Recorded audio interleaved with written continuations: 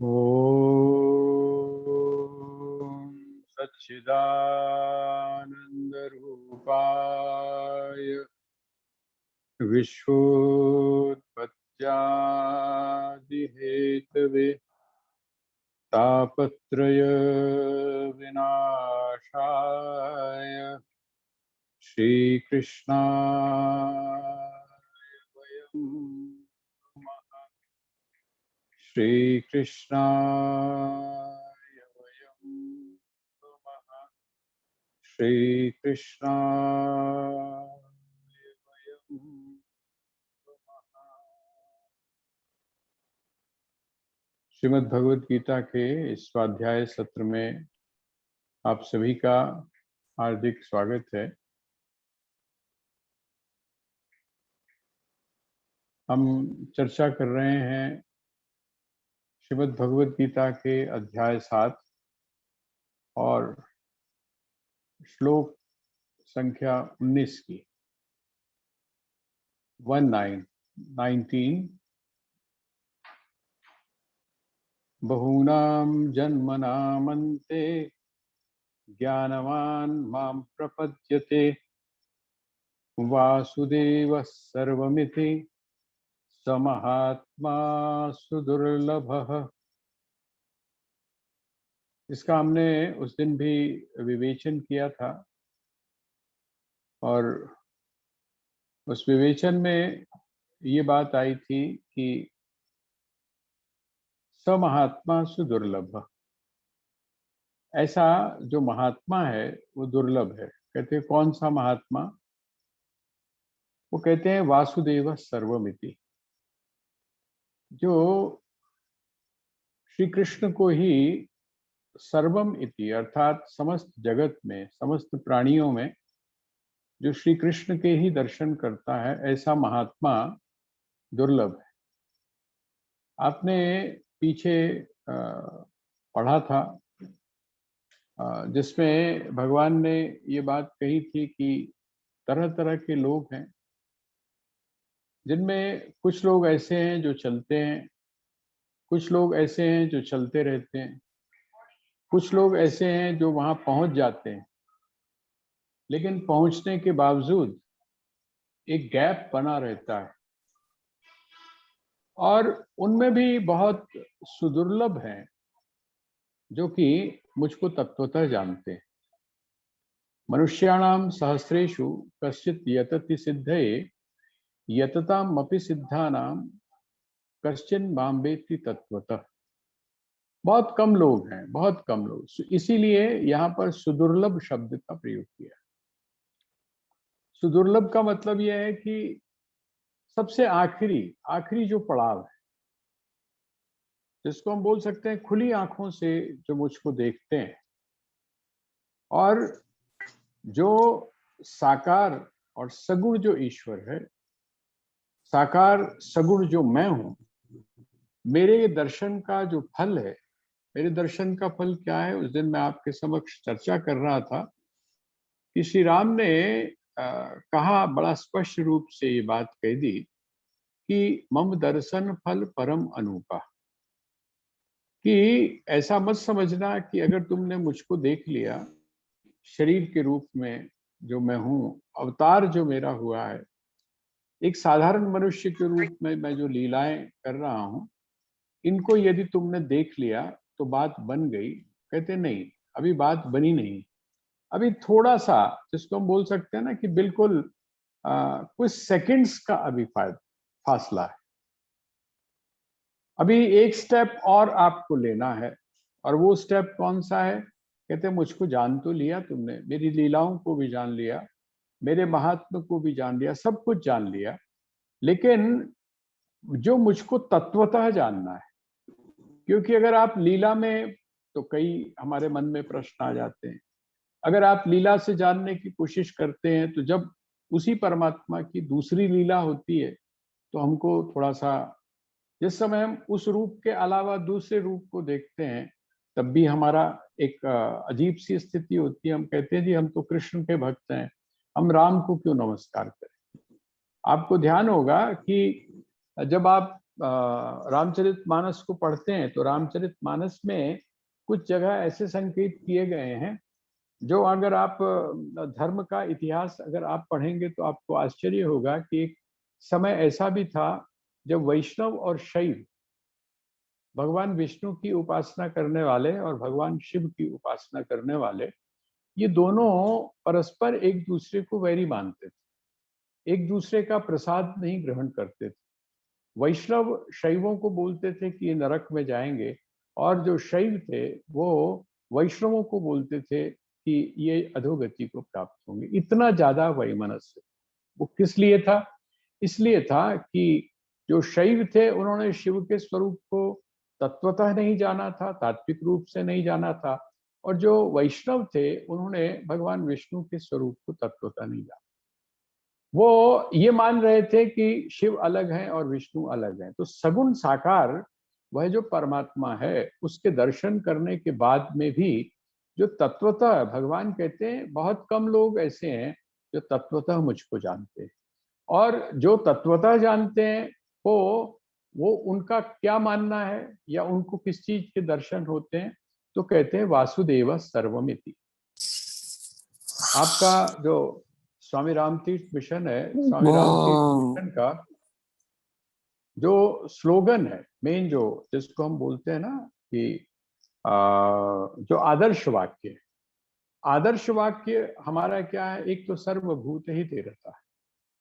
ये मैं इसलिए बता रहा हूं कि हम लोगों को ये कंसेप्ट क्लियर होना चाहिए। सर्वभूत ही ते रहता, प्रत्येक प्राणी के हित में हम लगे रहें, और प्रत्येक प्राणी का हित में हम कब कर सकते हैं? जब हम सबसे पहले अपना हित कर लें। इसका मतलब हम पहले अपना हित करें, और उसके बाद जो जितना भी, जिसको आप समाज बोलते हैं, जिसको आप मानव मात्र बोलते हैं, जिसको आप प्राणी मात्र बोलते हैं, उसके आप हित में लगे। अब उसके हित में लगेंगे तो भी आपके अंदर एक अहंकार हो सकता है कि मैं देखिए परोपकार कर रहा हूं, मैं दूसरों के हित की बात कर रहा हूं, मैंने इतने लोगों का हित कर लिया, है ना। ये सब बातें हमारे दिमाग में कई सूक्ष्म अहंकार न पैदा कर दें, इसलिए वो कहते हैं कि नहीं, आप किसी के प्रति कुछ नहीं कर रहे हैं। आप यदि कर रहे हैं और आपकी दृष्टि अगर ये हो जाती है कि सर्वम खलु इदम ब्रह्म, ये जितना भी चराचर है, जितनी भी सृष्टि है, ये सारी क्या है? ये ब्रह्म का ही स्वरूप। तो आपको दिक्कत नहीं होगी, आपको परेशानी नहीं होगी, आपके अंदर अहंकार जो है वो पनपेगा।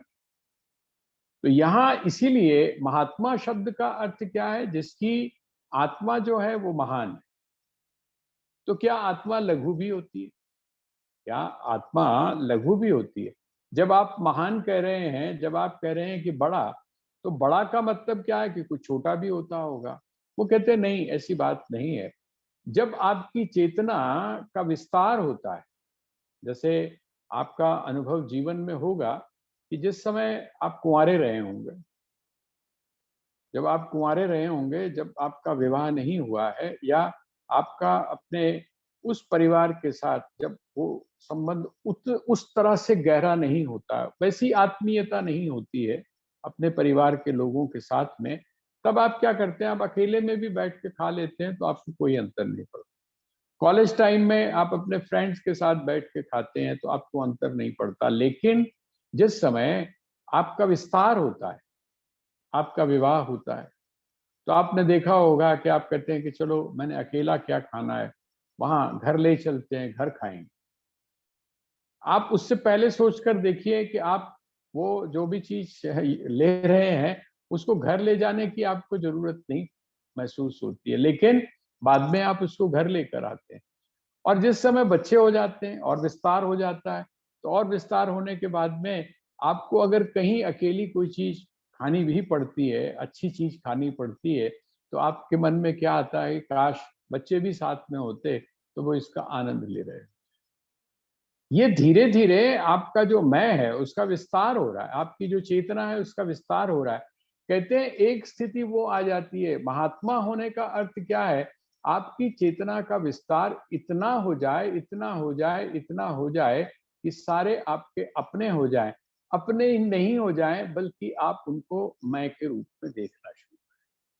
और जब आप उनको मैं के रूप में देखना करना शुरू कर देते हैं, तो आप निरपेक्ष भाव से करते हैं। आपको किसी से कोई अपेक्षा नहीं होती, आपको किसी से कोई शिकायत नहीं होती, सबसे बड़ी पहचान। तो महात्मा शब्द का अर्थ क्या है? महात्मा शब्द का अर्थ यह है कि वह सहज रूप से, स्वाभाविक रूप से वो क्या मानता है, बिना किसी स्वार्थ के उसकी जो दृष्टि है वो कैसी हो जाती है? वासुदेव सर्वमिति। वो सारी जगह अपने इष्ट को देखता है। जित देखूं तित श्याममयी। उसको फिर कृष्ण सिर्फ मंदिर में नहीं दिखाई देते, बल्कि उनको कृष्ण सारी जगह दिखाई देते। एक बहन का एक प्रश्न आया था कि ऐसा कैसे हो सकता है। मैंने उस दिन एक बात आपके सामने रखी थी कि आप अपने बच्चों के बीच में, आप उनके बीच में, आप उनके साथ में वही दृष्टि मान कर चलें। आप अपना जो काम करने वाली है, यहाँ तक कि आपके यहाँ जो स्वीपर आता है तो आप उसके प्रति भी वही दृष्टि रखें। थोड़ा सा इसको समझने की आवश्यकता है।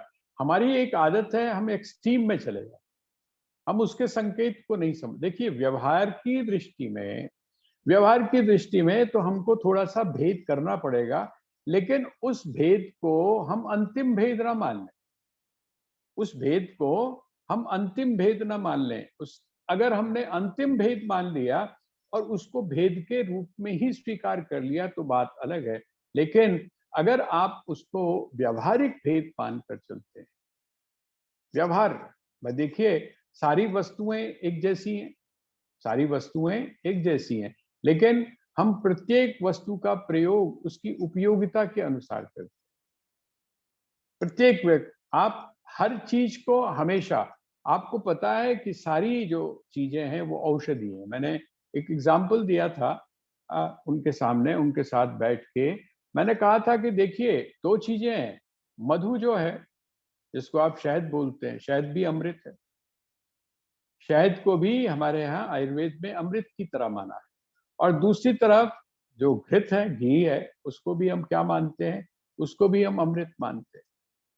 पंजाब में तो एक बड़ी कहावत है, बड़ी जबरदस्त कहावत है और बिल्कुल सही है, बिल्कुल सही है।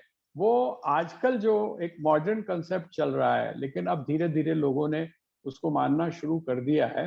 वो एक पंजाब में एक कहावत है कि 100 दारू तो एक क्यों, 100 दारू तो एक क्यों। और उसके साथ में एक चीज और जुड़ी हुई है, 100 चाचे तो एक प्यो, 100 चाचे तो एक प्यो। इसका मतलब क्या हुआ? जो पिता है, पिता पिता ही है।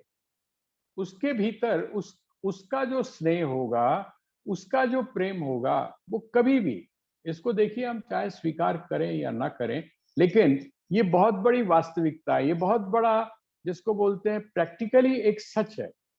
कोई कोई कहीं कोई बात आ जाए, वो बात अलग है, उसको हम नियम नहीं मानते हैं, वो नियम के अंदर नहीं आती है। लेकिन जो रियलिटी है, कहते हैं इसी तरह से जितनी भी औषधियां हैं, उन औषधियों में अगर सर्वोत्तम औषधि है तो वो कौन सी है? तो कहते हैं घृत।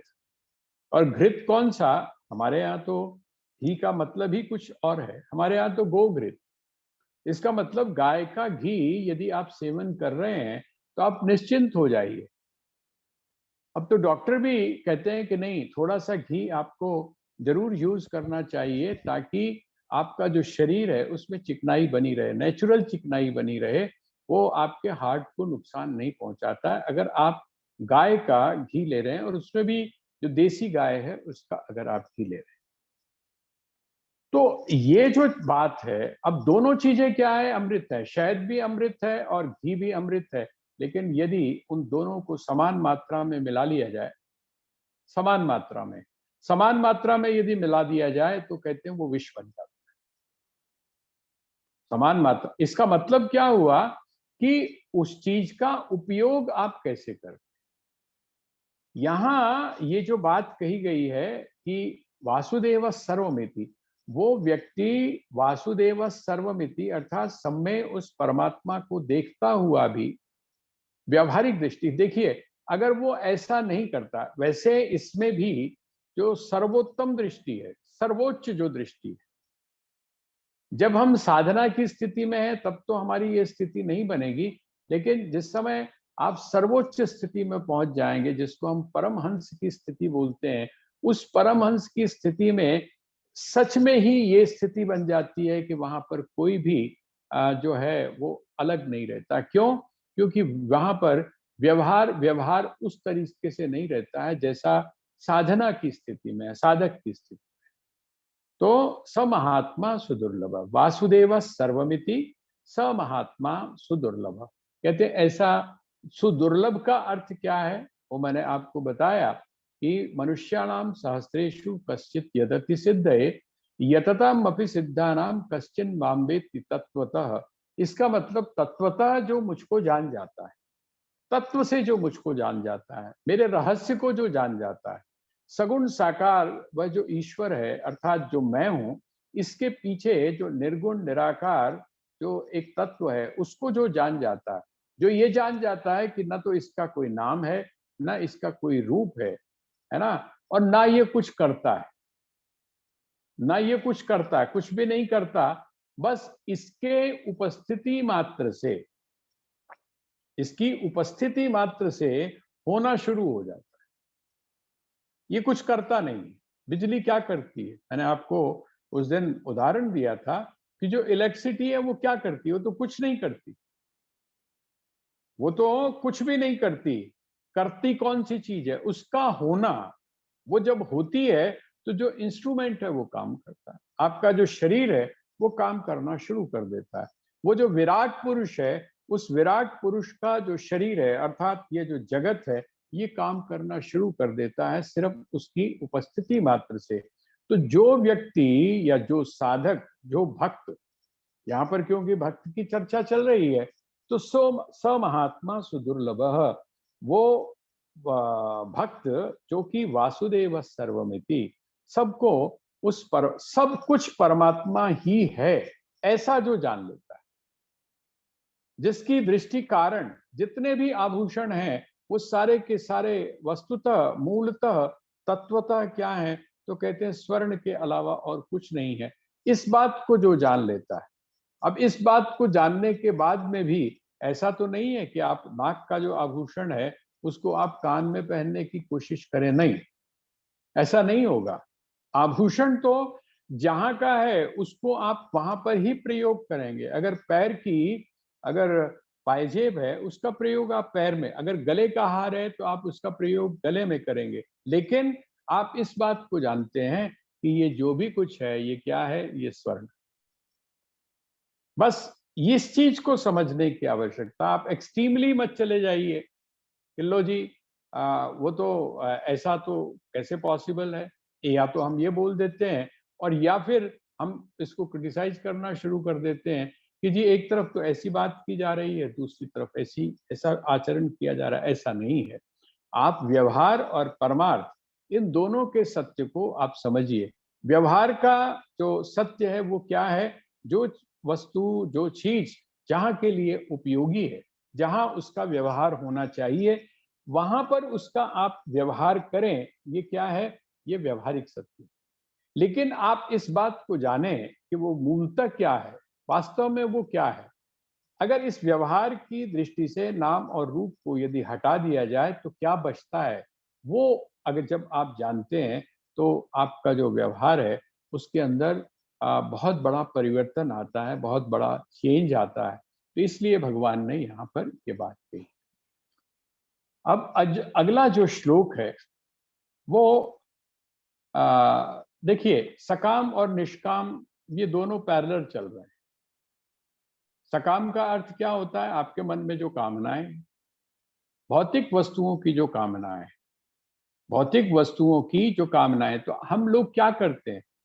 ये जो देवता हैं, जिनको हम देवता कहते हैं, ये देवता हमारी पूरी करते हैं। हमारी जो कामनाएं हैं उन कामनाओं को पूर्ण करने के लिए आप सभी जानते हैं, जिस समय आपको धन की आवश्यकता होती है, अब जैसे दीपावली है, दीपावली पर आप लक्ष्मी पूजन करते हैं। क्यों लक्ष्मी पूजन करते हैं? इसलिए पूजन करते हैं, दुकान पर आप चल लक्ष्मी की पूजा करते हैं क्योंकि आती जाती है, लक्ष्मी आए भी और जाए भी। और घर में आप किस चीज की पूजा करते हैं? आप अचल लक्ष्मी की पूजा करते हैं ताकि वो जो लक्ष्मी है वो लक्ष्मी अचल रहे, मतलब घर में टिकी रहे। ऐसा ना हो कि आए और बह जाए और घर में जो है वो हमेशा आप 1 किलो चावल ला रहे हैं और आधा किलो लेके आ रहे हैं, अभी नमक खत्म हो गया, नहीं, अचल, वहां पर अचल संपत्ति आपको चाहिए। परिवार जो है, परिवार के लिए अचल संपत्ति, और दुकान के लिए अर्थात वहां पर चल लक्ष्मी के लिए आप लक्ष्मी की पूजा करते हैं।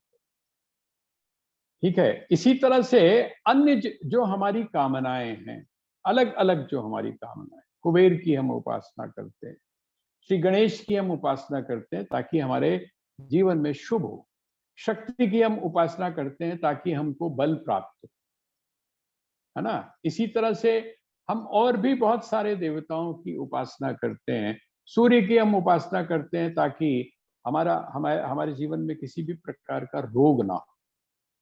माँ गायत्री की हम उपासना करते हैं ताकि हमको बुद्धि प्राप्त हो। माँ सरस्वती की हम उपासना करते हैं ताकि हमको जो है वो विवेक प्राप्त हो। इस तरह से हम अलग अलग की कामनाओं की पूर्ति के लिए अलग अलग जो देवता हैं उनकी उपासना करते हैं। क्यों करते हैं? क्योंकि हमारे पास में कामना है। इसलिए यहाँ पर भगवान कहते हैं, एक तो वो है जो निष्काम है। निष्काम जो व्यक्ति है, जिसके भीतर किसी भी प्रकार की कामना नहीं है, ऐसा व्यक्ति क्या है? वासुदेव सर्वमिति, इस स्थिति को प्राप्त होता है। जब आप निष्काम भाव में जाते हैं, आपका अंतःकरण शुद्ध होता है, आपके अंतःकरण से जो पुण्य और पाप दोनों समाप्त होता है। सिर्फ पाप नहीं समाप्त होता, पुण्य भी समाप्त हो जाता है, क्योंकि दोनों चीजें, शुभ और अशुभ, इनसे भी आप जब ऊपर उठ जाते हैं, तब कौन सी स्थिति प्राप्त होती है? कहते हैं तब वो वाली स्थिति प्राप्त होती है जिसका पिछले श्लोक में वर्णन किया है, स वासुदेव सर्वमिति। लेकिन जो व्यक्ति कामनाओं के साथ में अभी हैं, कामनाओं के साथ अभी जुड़े हैं, वो क्या करते हैं? वो कहते हैं अन्य देवताओं की उपासना करते हैं। लेकिन अन्य देवताओं की उपासना करते हैं तो भगवान ने उसके लिए एक विशेषण दे दिया। वो कौन है जो अपनी कामनाओं को पूर्ण करने के लिए देवताओं की उपासना कर रहे हैं? वो कौन है? समझदार है, बुद्धिमान है, या अज्ञानी है? वो अभी मोहित है या उनके जीवन से मोह की समाप्ति हो चुकी है? वो अभी आसक्त है या उनके जीवन से अनासक्ति, उनके जीवन में अनासक्ति आ गई है? वो कौन है? वो आध्यात्मिक जीवन को जीने वाले हैं या अभी भी भौतिक पदार्थों के अंदर फंसे हुए हैं? ये जो बातें भगवान यहाँ कह रहे हैं, ये हमको अपने जीवन के साथ में जोड़कर देखनी पड़ेगी। हम लोग साधक हैं, अगर हम अपने जीवन में साधना करते हैं तो हमें दृष्टि बाहर अर्थात दूसरी तरफ देने की जरूरत नहीं है। दूसरा कैसा है इस कसौटी के हिसाब से नहीं, हम अपने आप को इस कसौटी के ऊपर कस के देखें कि हमारी स्थिति क्या है। हम ज्ञानी हैं या हम अज्ञानी हैं? हम सकाम स्थिति के अंदर हैं या हम निष्काम की स्थिति के अंदर? हमको अपने जीवन में कौन सी चीज चाहिए? है तो हम सकाम, है तो हम सकाम, कामनाएं हमने भरी पड़ी हैं, लेकिन हम कामना क्या कर रहे हैं? हम कामना बहुत कुछ कर रहे हैं। अभी शायद मैंने आपके सामने बात की होगी कि एक मेरे मन में प्रश्न आया था, तो मैंने उनसे पूछा, अब आप वही 1/1 is equal to 1, 1/2 is equal to 0.5, 0/1, 0/1, वो कहते हैं ये तो कुछ भी नहीं होता, ये तो इन्फिनिट हो गया। और 1/1 ये 0 हो गया। 1/0 ये क्या हो गया? वो कहते हैं ये तो 0 हो गया। इसका मतलब क्या हुआ? हम कौन सी स्थिति में? हम हैं तो 1/1000। हमारा जो व्यक्तित्व है वो 1000 जगह विखंडित है। 1000 हमारी कामना है। मैं एक एग्जाम्पल दे रहा हूं आपको। और हम अपने आप को क्या सोच रहे हैं कि हम अनंत के साथ जुड़े। हम निर्गुण निराकार के साथ जुड़ रहे हैं। हमें ये एक स्थिति आ गई है जिसको हम बोलते हैं वेदांत की सर्वोच्च स्थिति। वो कहते हैं कि नहीं, सर्वम खलु इदम ब्रह्म, ये स्थिति आपके जीवन में तब प्राप्त होती है जब आप निष्काम हो जाते हैं। जब आप क्या हो जाते हैं? जब आप 0/1 हो जाते हैं, तब वो जो एक इन्फिनिट की जो स्थिति है वो तब प्राप्त होती है। हम हैं कहीं और हम सोच अपने आप को कुछ रहे हैं, उससे बात बनने वाली नहीं है। यहाँ भगवान ने यही कहा, कामैस्तैस्तैः हृतज्ञा